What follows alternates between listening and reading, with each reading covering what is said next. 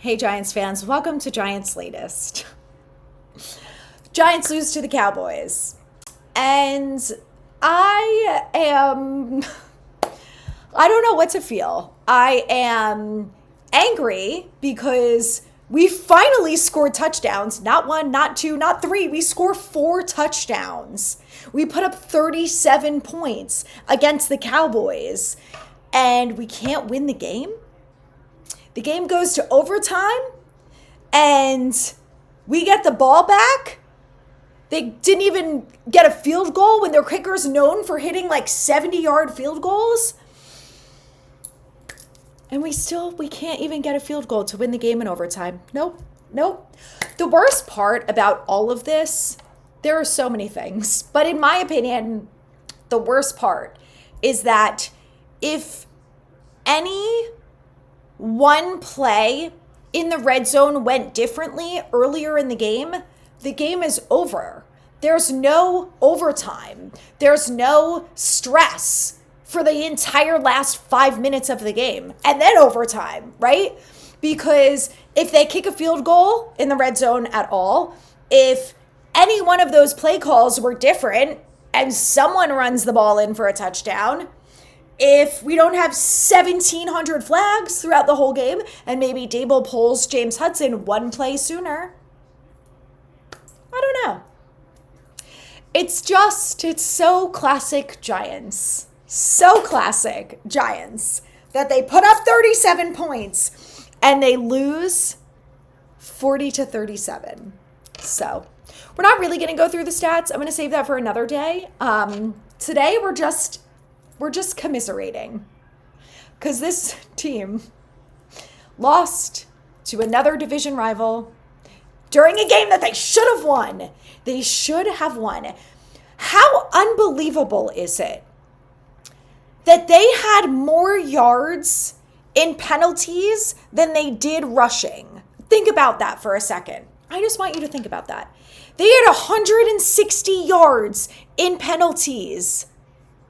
They had 84 in rushing. So they essentially had double the amount in penalties. And look, we know this team is undisciplined. They do things that they're not supposed to do, and they end up with penalties, okay? This has been a problem for 10 years. It's not just under Brian Dable. It's not just early on in this game.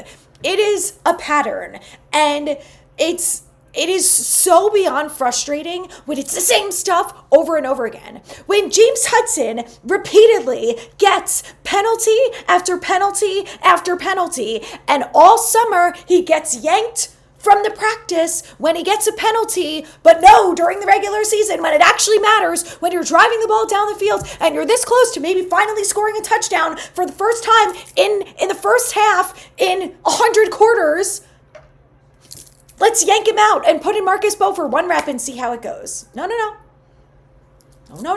This is what I talk about, that the stubbornness of this coaching staff is going to get them fired because they refuse to make any changes. And then finally, after James Hudson kills the goddamn drive because he's gotten one too many penalties, let's put in Marcus Bowe. And you know what Marcus Bowe did? Played fantastic. He was amazing. 100 times better than anyone ever expected from him. The rookies in this game were incredible. Scattaboo, Dart, whatever. He got like 3 plays. It's fine. Marcus Bowe, who's barely gotten any reps at left tackle throughout the summer, throughout the season. I don't think that he played left tackle in college. If he did, it was not. I'm pretty sure he got maybe a handful of reps. Left tackle is not his specialty. It's not his first position. And for him to go out there and play as well as he did is amazing, especially for an offensive line that couldn't block me last week. And this week, they were able to run block. They were able to pass block. They were functional, and they didn't really get any penalties except for James Hudson. It is mind-boggling. Absolutely mind-boggling. They cannot get out of their own way. They shoot themselves in the foot. They do one thing good and then take 5 steps back. It is unbelievable. Russell Wilson had 450 yards of offense. And for everyone who's going to be like, well, Russell Wilson threw the interception and that's why they lost the game shouldn't have even been going at that point. The game should have been over. because either on 4th and 5 in the red zone, they kicked the field goal and got the points, or maybe they give the ball to Cam Scattaboo earlier in the red zone, like they should have done last week, that I've been begging them to do. And guess what? They finally do it today, and it works. He gets a touchdown. Let's wait until the third quarter before we make that decision. Because why would we ever do that earlier? It's infuriating, clearly. It is so mind-boggling. And yes, there were a lot of things that went wrong on offense. Obviously, the penalties are a killer. They're a drive killer. But the red zone play calling is also horrible. Horrible. Why does Malik Neighbors again has, one target on 4 plays in the red zone? What are we doing? What are we doing? I cannot understand it. I can't. It is unhinged behavior. And now we're going to get to the defense, because the defense is the real root cause of this team and the problem, okay? Shane Bowen. Listen, I saw Cordell Flott, and look, I didn't have binoculars on watching Cordell Flott every single play, but he made a lot of really good plays. Some of them, again, being on 3rd down and being in the red zone when it matters most. He made good plays. So let's go ahead and take him out and put in Tay Banks, who looks like he'd rather be twiddling his thumbs on the sideline than be in the game. And look, I saw Banks make maybe 1 or 2 good plays. But I also saw Banks got beat by CeeDee Lamb over and over, and he's not the only one, because it happened to Drew Phillips, and it happened to Paulson and Tebow, and it happened to everyone else. It is so frustrating to watch this team.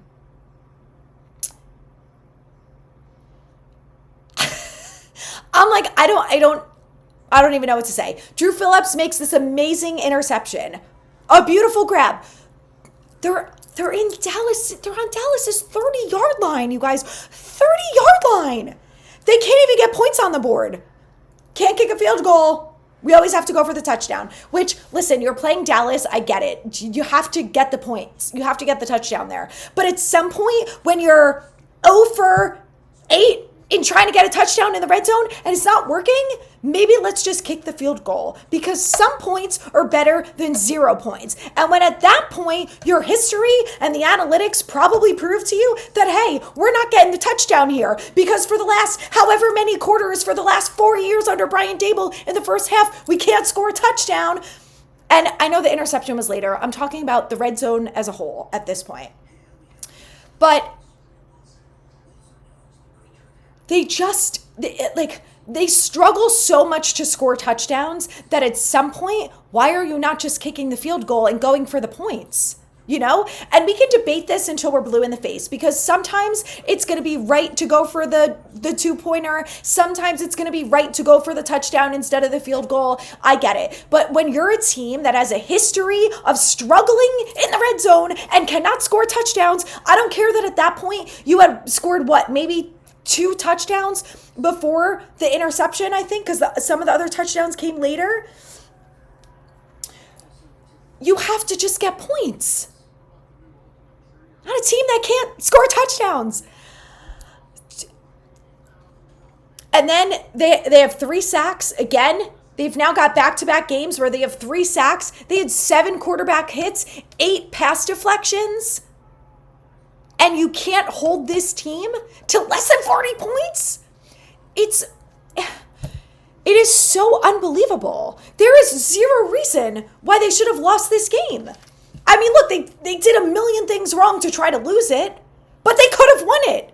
Even though they had a million penalties for 160 yards and they had a minimal rushing game, and, they had everything else that was going wrong with them, especially on the offensive side of the ball. There's still no reason for them to lose that game. And it comes down to the defense. And I know that the defense was gassed, but the offense had some pretty good drives that burned some time off the clock and ended up in touchdowns. You guys can't be exhausted every single play. And does no one know how to tackle? No one knows? The depth at linebacker is such a huge problem. Because not only did we lose Micah McFadden, who is very evident what this team is like without Micah McFadden on the field. So you put in Darius Muasau, who leaves the game with a concussion, and then you put in Chris Ford, who also leaves the game. You're down to your 5th string linebacker because your other linebacker is injured and probably going on IR. If I don't hear that the Giants signed a linebacker in the next 24 hours, I'm going to absolutely lose my shit. Like, you guys think I'm upset right now? I mean, they have to. They just have to. Like, at some point, we can question the intelligence of the people in this front office, but I have to give them a little bit of credit and think that they're smart enough to not go into week 3 against the Chiefs with one healthy linebacker on this team. That's Bobby Okereke. Like, at some point, they have to get there. It's just so frustrating. And the defense playing zone and playing soft and Banks getting beat and, you know, they put pressure on Dak and it works, but Jake Ferguson is wide open every play. God forbid anyone ever covers the tight end. You know, can someone help tackle Javonte Williams or Miles Sanders at this point? Anyone? The Cowboys didn't even have a good rushing game, okay? They ended up with 135 yards rushing, which in the grand scheme of things is not that many. Not when you have 361 passing. It's just so frustrating. And I know we're all going to come back to Shane Bowen, and he's not putting these guys in a position to succeed. And I agree with all of that. I have huge beef with Shane Bowen. But they have no linebackers. So, you know, when there's missed tackles, don't you have anyone else that you feel confident in on the field who can tackle, aside from Drew Phillips, who made some really nice tackles today and then gets that bullshit penalty? Oh my God. It is so frustrating. I know everyone is like, I'm recording this right after the game, which is also why I'm just like, I hate everyone. But I was on Instagram Live and I was live streaming the game, and I just know that like everyone, we are all just like, how do you lose that game? Like, we saw them do so many things wrong that you're like, this game's over, right? Like, after Dallas takes the lead and it's what, 17, or it was 17-13, 17-16. You're just like, I don't have confidence in this team that they're going to come back and win. And then they do, and they start to play well, and they kind of fix the penalties a little bit because James Hudson is off the field, and Malik Neighbors does what he does best, and you've got, you know, the offense moving the ball, and then they score a touchdown or two, and you're like, okay, we can do this, we can win this game. And then the defense cannot get a stop at all. They go drive after drive without getting a single stop. And then they get a stop when it matters, when it's overtime, and the offense can't do anything. They can never play complementary football when it matters, right? So they did it. The defense did a great job in the beginning of the game, held Dallas to no points. Amazing. Did a great job. Then the offense comes out. They finally score. First half touchdown. We're like, oh my God, this is complementary football. The defense is doing their job. The offense is doing the job. And then it all falls apart. There's no 30 minutes, 45 minutes, or 60 minutes of complimentary football. I don't know how to fix it. I don't. I know everyone's going to want everyone fired, and I don't blame you, but they're not going to do it. I'm sorry, I hate to be the bearer of bad news, but they're not going to fire anyone after week 2.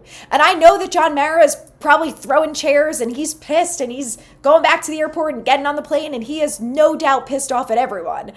But he is not firing anyone. It's week 2. So, you know, they're going to give them time to get a new linebacker, some more time in the system. I don't know how much time he's going to give them, but I'd be really surprised if he does anything crazy like fire Shane Bowen or anyone else before that. So I unfortunately think it's going to be a long season, but there were a lot of good things that came out of this game, which we're going to talk about tomorrow because I know that no one wants to hear it, but there are some positives that I think we should be happy about that maybe this team can build on. Like I said, that's for another day. That's for tomorrow. So make sure you subscribe so we can bring back the upbeat energy tomorrow. Until then, go Giants. Everyone decompress. Enjoy the rest of your day.